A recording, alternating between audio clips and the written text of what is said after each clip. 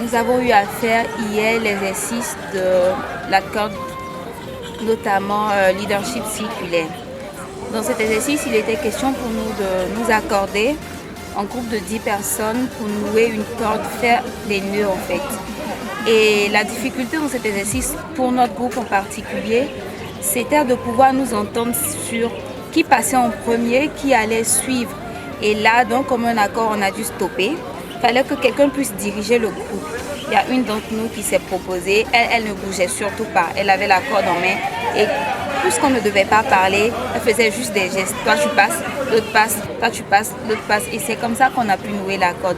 Et on a suivi le processus inverse pour pouvoir dénouer la corde. C'est ensemble, en fait, qu'on arrive à construire quelque chose. Le projet, c'est Women in Rural Area Empower. C'est réellement de créer une structure ou une ONG qui pourra permettre aux femmes en zone rurale d'avoir des investissements. Au Niger, les femmes représentent 52% de la population. Et un peu partout dans le monde, on dit souvent que les femmes ne peuvent pas participer au développement économique d'un pays. Mais comment un pays peut-il espérer atteindre l'émergence, impacter sa communauté et pourquoi pas l'Afrique sans 52% de la population?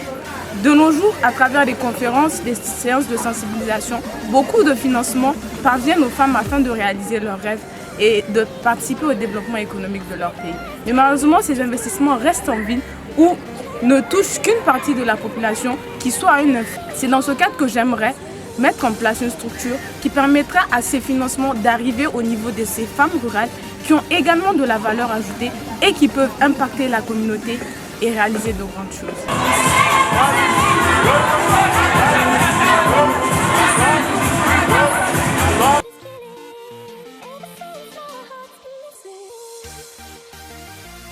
Un atelier sur le marketing, comment faire le bon marketing de nos produits, savoir quel est le marché avant des produits pour ne pas se planter. Donc on a assisté à un atelier assez intéressant avec 4 intervenants, donc 2 chefs d'entreprise qui sont venus pour partager avec nous leur expérience, leurs difficultés au cours de la création de l'entreprise, le suivi de l'entreprise, comment ils font pour tenir. Tous sont arrivés, nous ont prodigué des conseils, des astuces pour nous en sortir, nous autres jeunes, dans nos futures entreprises ou dans les temps, pour perfectionner nos entreprises. On a eu des interventions très bénéfiques pour nous, les échanges étaient fructueux. Et puis, on saura mettre tout ça en profit. Et puis, nous sommes restés en contact avec eux pour échanger au fur et à mesure en fonction des difficultés que nous rencontrons. Nous venons d'avoir une chance de découvrir c'est quoi le genre et l'inclusion dans nos différentes sociétés. Et moi, ce que je retiens de cet événement, c'est qu'ils nous ont appris à nous comprendre la place de la femme dans la société et surtout l'impact que peut avoir la femme pour le développement de notre continent et le développement de l'humanité tout entière. Car la femme est le socle de la société. Sa place est vraiment prépondérante et inéluctable. On ne peut que reconnaître sa place dans la société. L'avantage de cette formation, c'est que quand je retournerai chez moi, je pourrai encore mieux implémenter, mieux me battre pour la réussite et la défense, surtout des droits de la femme et de la jeune fille particulièrement.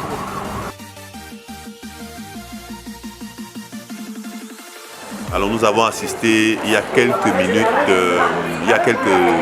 oui, à un atelier sur les marchés publics, la bonne gouvernance dans les marchés publics. Et je dois dire, pour mes impressions, que c'est une problématique globale qui touche beaucoup de nos pays en Afrique. Et en tant qu'aspirant leader, c'est une problématique qui nous interpelle tous, n'est-ce pas, pour impulser ce changement que nous voulons dans nos pays pour leur développement et surtout pour cette Afrique que nous voulons, cette Afrique développée, cette Afrique qui est remplie de talents. Alors cette matinée dédiée à la sécurité et à la paix nous a permis d'échanger d'abord dans un premier temps avec Madame Diop sur Internet en général, les réseaux sociaux, les acteurs de l'Internet et plus spécifiquement sur notre utilisation d'Internet et des réseaux sociaux. Elle nous a montré que nous sommes en réalité responsables de la manière dont nous utilisons les réseaux sociaux et comment nous devrions prendre conscience des règles qu'il faut respecter.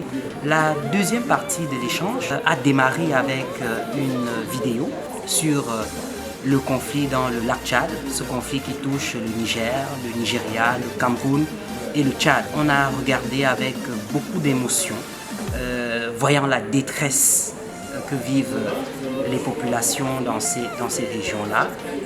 Ce que je retiens de cet échange-là, c'est que notre responsabilité pour construire une société de paix est engagée.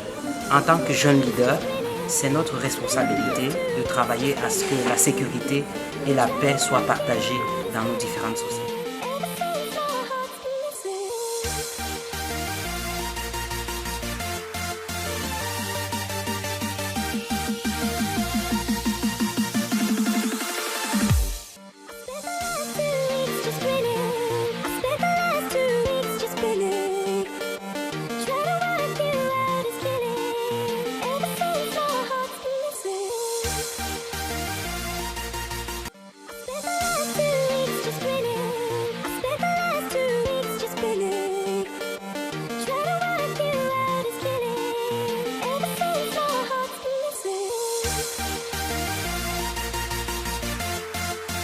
Alors, vous avez au niveau des intérêts 1 773 000 d'intérêts pour la première année, pour la deuxième année un peu plus, troisième année un peu plus, quatrième année un peu plus.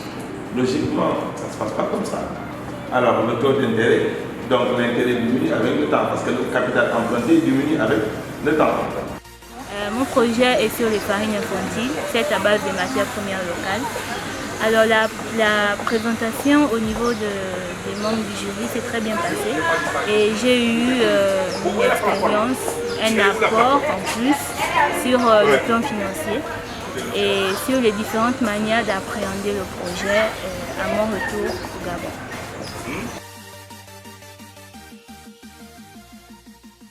À la fin de cette rencontre, ce que nous pouvons retenir est que beaucoup d'opportunités s'offrent à nous. Nous avons reçu aujourd'hui la délégate de la mission américaine qui nous a expliqué toutes les opportunités qui s'offrent aujourd'hui en tant que futurs alumni. Cette rencontre a été très enrichissante et nous a encore prouvé que nous sommes vraiment chanceux d'avoir été sélectionnés à cette grande session du YALE. Le programme YALE aujourd'hui nous offre des possibilités d'impulser le changement dans nos communautés, dans nos sociétés respectives. Aujourd'hui, chaque alumni ou chaque futur alumni devant sortir ici avec un projet qui devrait participer à l'impact de sa communauté. Nous en profitons pour remercier tous les partenaires, à l'occurrence l'USAID, la Fondation Mastercard et le CESAC. Je termine mes propos par cette citation de l'ancien président Barack Obama qui nous enseigne que le changement n'est jamais facile, mais qu'il est toujours possible. Merci YALE.